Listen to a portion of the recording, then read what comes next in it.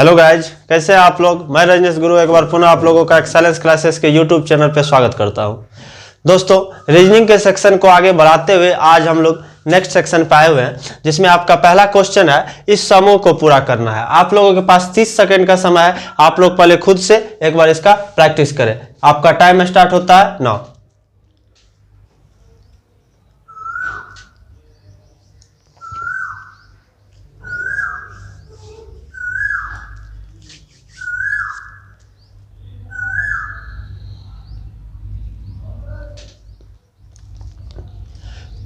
चलिए दोस्तों, देखते हैं अब इसका राइट आंसर क्या होगा। दोस्तों, इस टाइप का जो समूह को पूरा करना होता है तो इसमें सबसे पहले आपको जितने भी नंबर दिए हो और साथ ही साथ जो फिल इन द ब्लैंक्स दिए हो सभी के सभी को आपको काउंट कर लेना होता है। नंबर साथ के साथ फिल इन द ब्लैंक्स। अगर हम काउंट करते हैं 1 2 3 4 5 6 7 8 9 10 11 12 13 14 15 16 17 18, मेरा टोटल नंबर हो गया अब यहाँ पे 18। अब इस 18 को क्या करते हैं, लार्जेस्ट नंबर में डिवाइड कर देते हैं। अगर हम इसको लार्जेस्ट में डिवाइड करें तो 9 9 में 2 ही सीरीज बनेगा। अगर 6 6 में करें तो 3 होता है। तो हम इसको 6 6 6 यानी कि लार्जेस्ट के फॉर्म में ही 3 3 में ना करते हुए, क्योंकि छोटा वाले में हमको ज्यादा समूह को गणना होता है, तो हम इसको 6 6 6 के समूह में डिवाइड कर देते हैं। 1 2 3 4 5 6, 1 2 3 4 5 6, 1 2 3 4 5 6। अब जैसे ही आप इसको डिवाइड कीजिएगा तो आपको कुछ ना कुछ कॉमन मिलना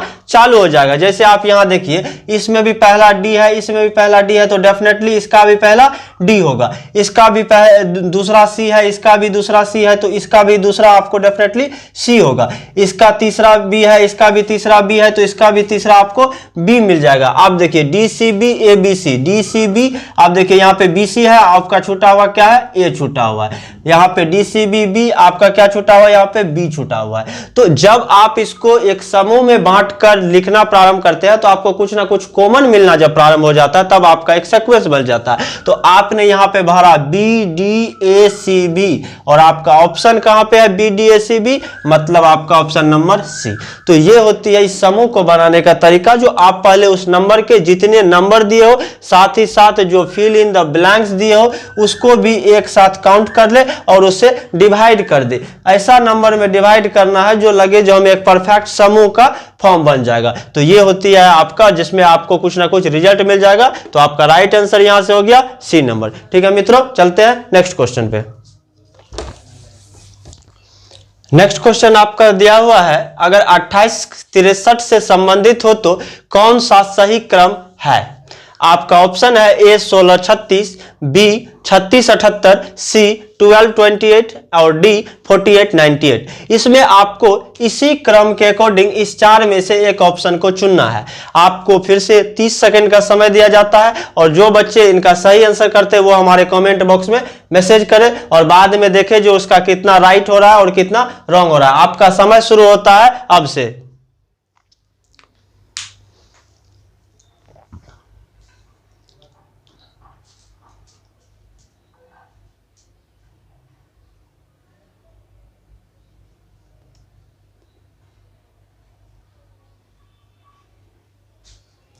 चलिए दोस्तों, इस समूह के जो क्वेश्चन होते हैं उसको बनाने का क्या तरीका होना चाहिए वो देखिए। सबसे पहले आपका जो यहाँ पे क्वेश्चन में दिया रहता है उसके बीच में आपको रिलेशन ढूंढना होता है। अब अगर हम इसका रिलेशन ढूंढते हैं तो इसको हम लिख सकते हैं, यानी कि ये जो आपका 28 है इसको हम लिख सकते हैं 4 × 7, और ये जो आपका 63 है इसको लिख सकते हैं 7 × 9, या इसको आप 7 × 4 लिख लीजिए और इसको लिख लीजिए 7 × 9। मतलब कह सकते हैं जो पहला नंबर अगर 7 है तो 7 का एक बार 4 मल्टीपुल और दूसरा 7 का 9 मल्टीपुल लिया गया है।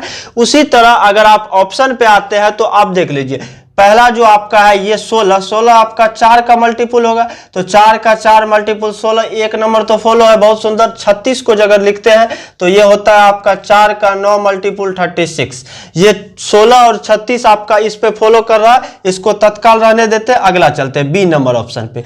36 आप देखिए 9 का 4 मल्टीपुल और 78 आपका 9 से डिविजुअल ही नहीं है, तो मतलब बी नंबर ऑप्शन आपका नहीं होगा। सी आते हैं 12, 3 का 4 मल्टीपुल और 28 आपका फिर 3 से मल्टीपुल नहीं है तो ये भी आपका नहीं होगा। 48 आपका 12 का 4 मल्टीपुल और 98 जो है आपका 12 से डिविजिबल नहीं है तो ये भी नहीं होगा। आपका राइट आंसर हो जाएगा ए।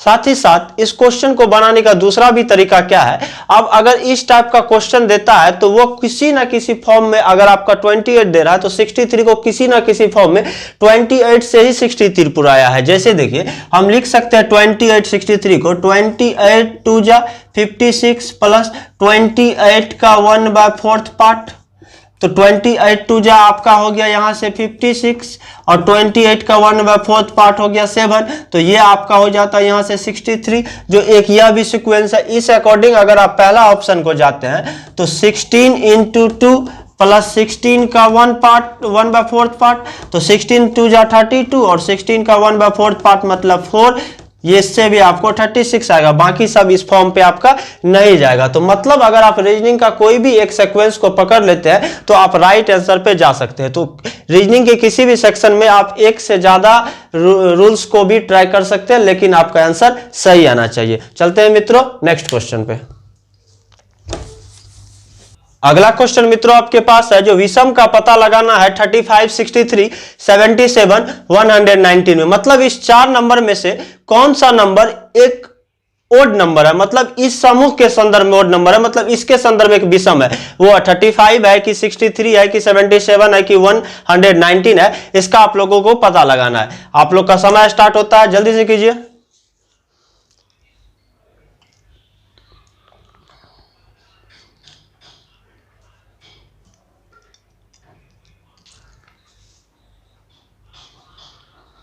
चलिए मित्रों देखते हैं 35 63 77 और 119, यह सभी नंबर किसी ना किसी नंबर से तो डिविजिबल है। पहले हम वो देख लेते हैं जो यह सब नंबर किस किस से डिविजिबल है।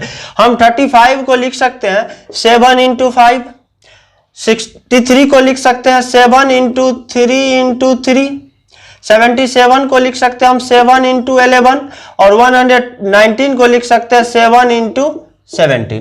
मैंने जब इस सब का फैक्टराइजेशन लिखा तो मैंने देखा जो एकमात्र जो मेरा 63 है वह सिर्फ 2 नंबर से ज्यादा का फैक्टर है। साथ ही साथ इसको अगर हम इस 3 को हटा के यहाँ पे 9 कर दे तो यहां से हम देख सकते हैं जो यह एकमात्र नंबर 9 है इस समूह में, फैक्टराइजेशन के समूह में, जो प्राइम नंबर नहीं है। नहीं तो आपका 7 भी प्राइम, 5 भी प्राइम, यहाँ 11 भी प्राइम, यहाँ 17 भी प्राइम और 7 तो सब में कॉमन है, लेकिन 9 एकमात्र नंबर है जो यहाँ पे आपका प्राइम नंबर नहीं है। तो इस संदर्भ से जो आपका राइट आंसर निकलता है वो निकल जाता है आपका 63, मतलब ऑप्शन नंबर बी, क्योंकि 63 जो है एक प्राइम नंबर और एक डिविजिबल नंबर का फैक्टर है। बाकी सभी का सभी आपका प्राइम नंबर का फैक्टर है। 7 × 17 दोनों का दोनों प्राइम नंबर, 7 × 11 दोनों का दोनों प्राइम नंबर, 7 × 5 दोनों का दोनों प्राइम नंबर। इसमें मात्र एक प्राइम नंबर और एक आपका डिविजिबल नंबर है। तो इसलिए आपका जो यहां से राइट आंसर हो जाएगा वो हो जाएगा 63। ठीक है मित्रों, चलते हैं नेक्स्ट क्वेश्चन पे। अगला क्वेश्चन आपका अल्फाबेट से है, समूह को पूरा करने के लिए। तो आपके क्वेश्चन और साथ ही साथ ऑप्शन 4 के 4 दिए हुए हैं। आप लोग को यह क्वेश्चन खुद से सॉल्व करना है, जिसके लिए हम आपको 30 सेकंड का समय दे रहे हैं और उसका कमेंट हमारे आपको कमेंट बॉक्स में करना है। आपका समय स्टार्ट होता है नाउ।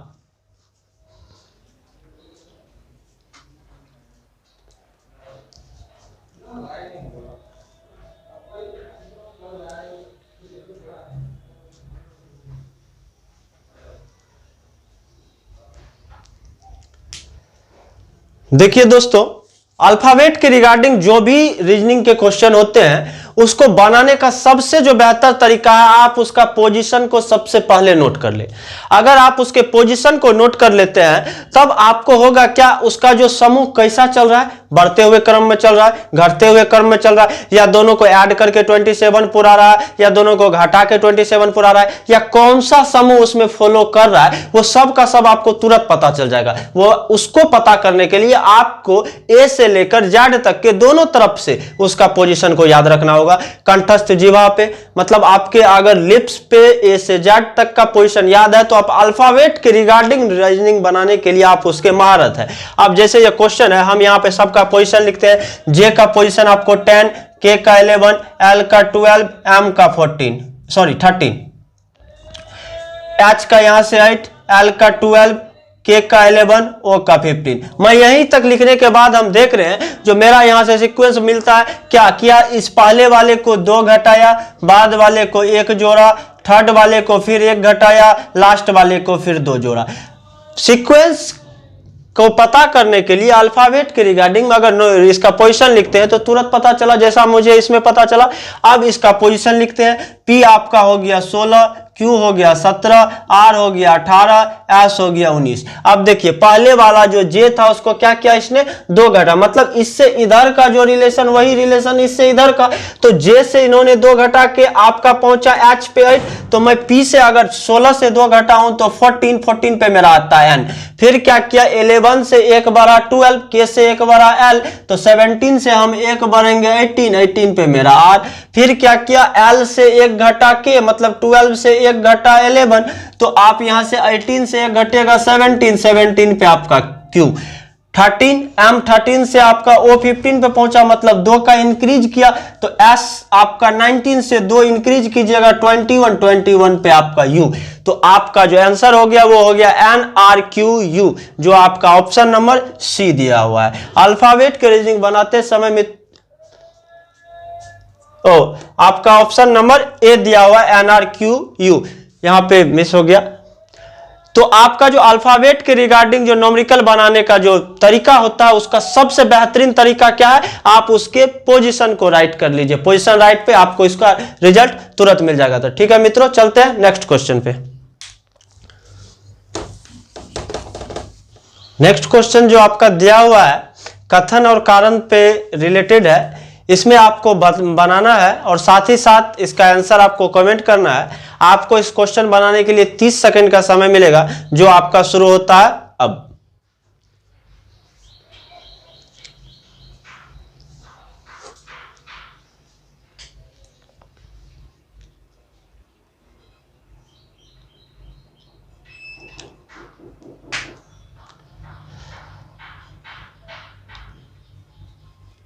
चलिए मित्रों, इसका बनाने के लिए सबसे पहले हम लोग को इसका जो वेन डायग्राम होता है वो बनाना होता है। वो बनाते हैं हम लोग कथन पे, कारण पर नहीं, कथन पे। कथन में आपका दिया हुआ है पहला, जो कुछ विद्यार्थी खिलाड़ी है। तो अगर हम यहां पे देखें, यहां पे देखते हैं कुछ विद्यार्थी खिलाड़ी है, तो ये आपका विद्यार्थी हो गया, इसका कारण कुछ खिलाड़ी है, और ये आपका खिलाड़ी हो गया। फिर कहा जो कुछ खिलाड़ी एथलीट है, ये जो कुछ खिलाड़ी है ये आपका एथलीट है, ये आपका वेन डायग्राम बनता है। अब यहां से आपका जो कारण पूछ रहा है वो पूछ रहा है कुछ खिलाड़ी एथलीट है। तो आप देखिए यहां वाला जो खिलाड़ी है ये खिलाड़ी, और ये खिलाड़ी आपका एथलीट में यहां पे आ गया है, मतलब कारण नंबर 1 सही है। दूसरा आपका जो कारण कह रहा है जो कुछ खिलाड़ी विद्यार्थी है, तो ये देखिए ये टोटल आपका खिलाड़ी है और यहां पे आपका ये विद्यार्थी, तो मतलब ये वाला पार्ट भी आपका सही है। मतलब कारण 1 और कारण 2 मेरा दोनों का दोनों परफेक्ट है, दोनों का दोनों अनुसरण कर रहा है। तो आपका जो आपका ऑप्शन हो जाएगा 1 अनुसरण कर रहा है, 2 अनुसरण कर रहा है, 1 और 2, मतलब ऑप्शन नंबर सी, मतलब 1 और 2 दोनों का दोनों और अनुसरण करता है। इस टाइप के जो होते हैं उसको बनाने के लिए मित्रों आप वेन डायग्राम बना लीजिए, और वेन डायग्राम अगर आपसे सही बन गया तो उसी में तो रिजल्ट छुपा हुआ है, आप उससे इस रिजल्ट को निकाल लेंगे। चलते हैं नेक्स्ट, हम लोग अब इसका एक बोर्ड मास के रिगार्डिंग देख लेते हैं, क्योंकि अपकमिंग एग्जाम में जो हम देख रहे हैं बोर्ड मास से काफी ज्यादा क्वेश्चन पूछा जा रहा है, चाहे वो मैथ सेक्शन हो या रीजनिंग सेक्शन हो। तो आइए देखते हैं बोर्ड मास पे। दोस्तों अगला क्वेश्चन आपका बोर्ड मास के रिगार्डिंग है, जिसके क्वेश्चन और ऑप्शन आपको दिए हुए हैं, पहले आप लोगों को खुद से सॉल्व करना है। लेकिन एक बात हम आप लोग को थोड़ा सा हिंट बता देते हैं, जो बोर्ड मास के बनाते समय अगर मल्टीप्लाई और डिवाइड ऐसे नंबर के साथ हो जो लग रहा हो जो या इसका डिविजुअल है या इसका मल्टीपुल है, तब उसको चेंज हम लोग नहीं के बराबर करते हैं। अब कुछ सिचुएशन में करना पड़ता है, लेकिन मे भी नहीं के बराबर करते हैं। तो आपका क्वेश्चन और ऑप्शन आपके सामने है, आपको 30 सेकंड का समय मिलता है, आप इसको बनाइए और आपका समय स्टार्ट होता है नाउ।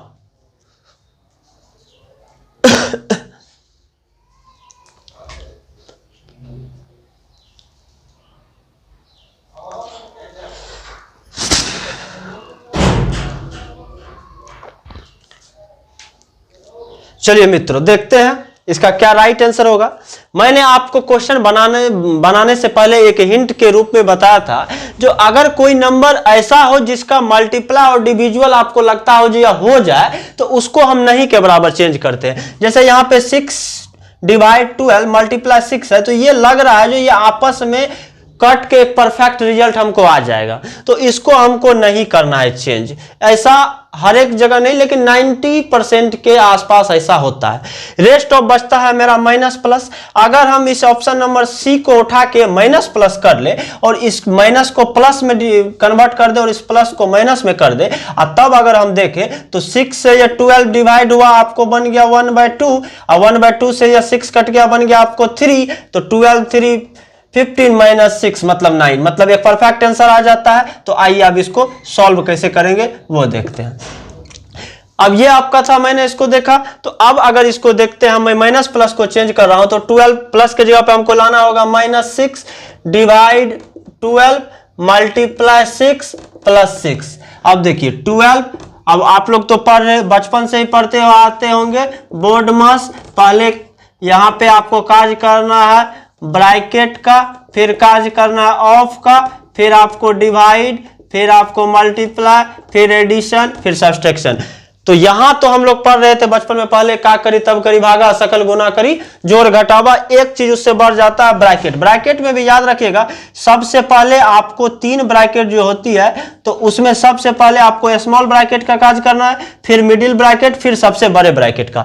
अब यहां पे इसको हम लिख सकते हैं 12 माइनस 6/12 इंटू 6 प्लस 6। तो ये 6 से कटा 2, 2 से यह कटा 3। तो अब यहां पे जो ये यहां प्लस ये माइनस, अब इसका साइन चेंज हो जाएगा। तो ये आपका जब हो जाएगा तो ये हो जाएगा 12 प्लस 3 15 और माइनस 6, आपका राइट आंसर आ जाएगा 9। तो आपका जो यहां से राइट आंसर हो जाएगा वो हो जाएगा ऑप्शन नंबर सी। आप हमेशा इस बात को याद रखिएगा, अगर हम लोग बोर्ड मास के रिगार्डिंग बनाते हैं और डिवाइड और मल्टीप्लाई अगर लगे जो इसको कटने से एक परफेक्ट, मतलब पॉइंट में नहीं आए, मतलब एक आपको परफेक्ट नंबर में आ जाए, मतलब 2 3 5 7 9 इस अप्रोक्स में, तो उसको चेंज ना करके पहले हम लोग अदर वाले को चेंज कर लेते हैं। तो इसके अकॉर्डिंग मैंने देखा जो ये वाला ऑप्शन जो चेंज करने से मेरा हो रहा है तो हम कर लिए। अगर ऐसा नहीं होता तो, क्योंकि देखिए हमारे पास समय का अभाव होता है, तो वहां पे अगर हम एक एक ऑप्शन को चेक करने लगे तो हमें समय निकल जाएगा, क्योंकि समय का ही तो महत्व होता है। वहां 1 घंटा में 100 क्वेश्चन बनाना है, तो कुछ एक्स्ट्रा दिमाग भी अपना लगाना होता है। तो मैंने देखने के साथ ही देखा जो ये वाला मेरा चेंज नहीं करना है, क्योंकि ये हमको परफेक्ट रिजल्ट दे देगा। तो इसलिए इसको ध्यान में रखना है। ऐसा नहीं जो हर एक ऑप्शन को चेक करते गए, एक ही क्वेश्चन में 3 मिनट निकाल दिए, तो वो कोई बहादुरी नहीं है। बहादुरी वो है जो आप एक बार में रिजल्ट ले आए, कम समय को देखे। अगला क्वेश्चन हम लोग देखते हैं डाइस के रिगार्डिंग, क्योंकि डाइस भी आजकल के एग्जाम में काफी पूछा जा रहा है। तो चलते हैं नेक्स्ट क्वेश्चन पे। दोस्तों नेक्स्ट क्वेश्चन आपका डाइस पे है, तो इसमें ध्यान देना होता है। अगर एक ही डाइस और 2 डिफरेंट डाइस पूछता है, उस पे खास करके जब एक ही डाइस पूछता है तो उसमें हमको दो जो फलक दिया रहता है उसमें कॉमन ढूंढ लेना होता है, तब उसके रिगार्डिंग चलना होता है। जो क्लॉकवाइज और एंटी क्लॉकवाइज तब उसके रिस्पेक्ट में देख लेते हैं। अगर 2 डिफरेंट डाइस होता है तो याद रखिएगा 2 डिफरेंट डाइस का जो सम होता है वो हमेशा 7 होता है। मतलब 6 + 1 7, 5 + 2 7, 4 + 3 7, इस तरह जाएगा। मतलब 3 का 4 जाएगा, 5 का 2 जाएगा, 6 का 1 जाएगा। ये किस पे फॉलो करेगा? As a different dice. लेकिन यदि एक ही डाइस के 2 फलक दे दिया जाए तो अब वहां पे आपका 7 नहीं जाएगा, वहां आपका जाएगा विपरीत फलक, वो clockwise as a anticlockwise. तो वो आपको देखना होता है। तो ये आपका क्वेश्चन है जिसको पहले तो आपको सॉल्व करना है। उसके लिए 30 सेकंड हम आपको दे रहे हैं हर एक क्वेश्चन में, उसके बाद हम करेंगे सॉल्व। तो चलिए आपका समय स्टार्ट होता है नाउ।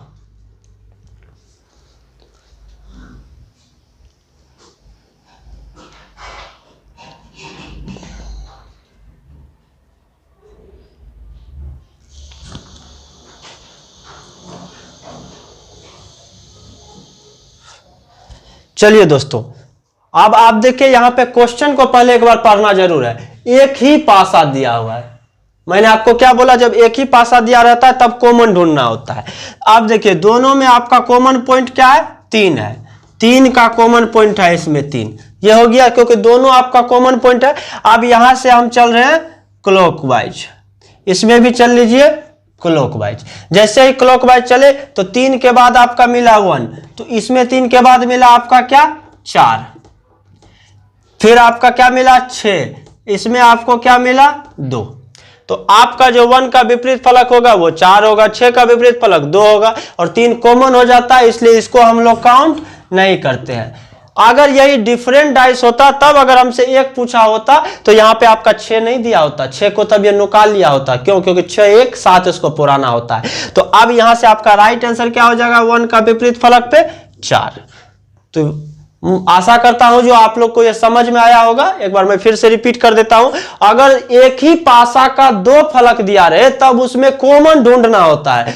कॉमन ढूंढ के आप क्लॉकवाइज या एंटी क्लॉकवाइज चल ले, जिस तरह आपको पहला नंबर इसमें मिलेगा वैसा ही पहला नंबर उसमें जो मिलेगा वो उसका विपरीत हो जाएगा, दूसरा जो इसमें मिलेगा उसका जो दूसरा मिलेगा वो विपरीत हो जाएगा। अगर 2 भिन्न भिन्न पासा रहेगा तब उसका सम को 7 करना है। तो ये आज के कुछ महत्वपूर्ण रीजनिंग के क्वेश्चन थे। आप लोग इस वीडियो को तब तक बारीकी से देखिए। वीडियो अच्छा लगे तो अपने मित्रों के साथ शेयर कीजिए ताकि उन बच्चे के पास भी हमारा ये वीडियो पहुंच सके जिनके पास ये मेरे चैनल के बारे में जानकारी नहीं है।